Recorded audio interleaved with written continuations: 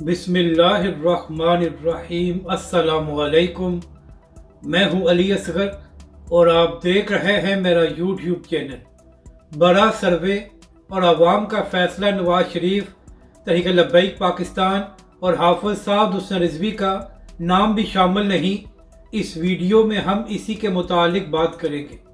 नाजरीन कराम, यूं जो इंतखाबात करीब आ रहे हैं तो सोशल मीडिया पर यह सर्वे कराए जा रहे हैं कि पाकिस्तान की अवाम किस जमात और किस सियासी लीडर के साथ है।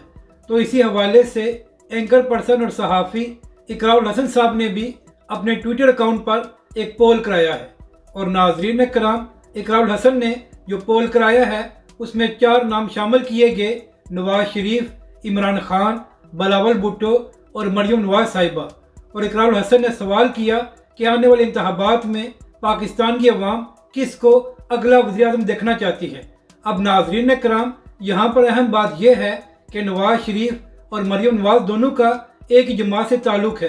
तो इकरारुल हसन साहब यहाँ पर तहरीक लब्बैक के सरबराह हाफिज साद हुसैन रिजवी का नाम भी शामिल कर सकते थे, मगर नाजरीन कराम, जिस तरह दीगर सहाफ़ी जानते हैं तो इसी तरह इकरारुल हसन साहब भी ये बात बखूबी जानते हैं कि PTI के बाद अगर सोशल मीडिया पर कोई मजबूत जमात है तो वह तहरीक लब्बैक पाकिस्तान है। तो इसलिए इकरारुल हसन साहब ने अपने सर्वे में तहरीक लब्बैक के सरबराह हाफिज साद हुसैन रिजवी का नाम शामिल नहीं किया। तो नाजरीन कराम, आप इससे अंदाज़ा लगा लें कि बड़े बड़े लोग किस तरह तहरीक लब्बैक पाकिस्तान और हाफिज साद हुसैन रिजवी की मकबूलियत से खौफजदा हैं कि अपने पोल्स में तहरीक लब्बैक के सरबराह का नाम भी शामिल नहीं कर रहे कि कहीं तहरीक लब्बैक के सरबराह ज़्यादा वोट हासिल करके पाकिस्तानी अवाम के सामने ना आ जाए। तो नाजरीन कराम, अब तक जो इकरारुल हसन ने पोल कराया है उसमें 1,70,000 से ज़ायद वोट पड़ चुके हैं। नाजरीन कराम, हैरानगी की बात यह है कि नवाज शरीफ साहब को 53% वोट पड़े हैं, जबकि दूसरी जानब इमरान खान साहब को 45%। तो नाजरीन कराम, ये बात हजम होने वाली तो नहीं है कि इस पोल में नवाज शरीफ इमरान खान से आगे हैं, लेकिन अभी तक जो नतीजे सामने आए हैं उसमें यही बताया जा रहा है कि नवाज शरीफ इकरारुल हसन के पोल में आगे जा रहे हैं।